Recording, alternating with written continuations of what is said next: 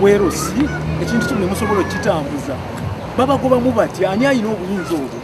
Namwandu Madalena Nampima ow'emyaka 63 omutuuze w'e Kanyanya mugombola y'e Kawempe ku luguudo lw'Eggayaza abaana b'omugenzi Rutunda Christopher gwe bagoba mu nnyumba nga kiteeberezebwa okuba ng'abaana bano bafuna ensimbi okuva mu kitongole ekikola oluguudo oluyita mu kitundu kino. Babadde bajja bafuna okutiisibwa okuva eri muwala w'omugenzi gwe bayita Ndagire n'oyo omwami bagenda. Bagamba nti nga tetunnayabya lumbe mulina okuba nga mufulumye mu nju muno. No, abatuuze bawanjagidde mu lukiiko olwayitiddwa omuduumizi wa poliisi mu Kampala n'emirirwano Andrew Felix Kaweesi. Olukiiko luno lwetabiddwamu abakungu okuva mu poliisi y'e Kawempe, Kanyanya, CPS n'abapangisa ku nnyumba z'omugenzi Rutunda. Abapangisa abaali bakolegana n'omugenzi Rutunda basoose kutegeeza Kaweesi engeri omugenzi Rutunda gye yazimbamu ennyumba zino abaana ze bayita ezaabwe nga batuuse n'okugoba nnyaabwe mu nnyumba.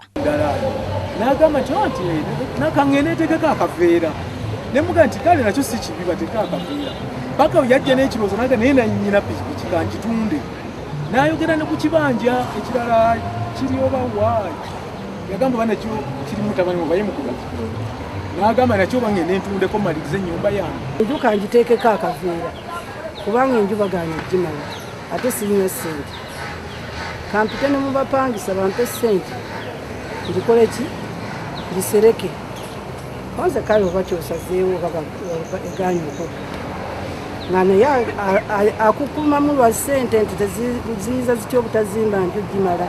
Kaweesi asomesezza abatuuze engeri ettaka gye litwalibwamu nga nnyini lyo afudde oluvannyuma n'alagira poliisi y'e Kanyanya okukwata omuntu yenna agoba nnamwandu ku ttaka lino okutuusa nga Administrator General ayingidde mu nsonga zino. Era ngamba poliisi omukadde ono teragenda mukwatako. Waliwo ne mulekwa poliisi gwekukunudde mu nnyumba n'emutwala ayongera okutangaza ku nsonga zino. Sulaiman Mutebi yakusakidde eggulire lino ku Rabukedde TV.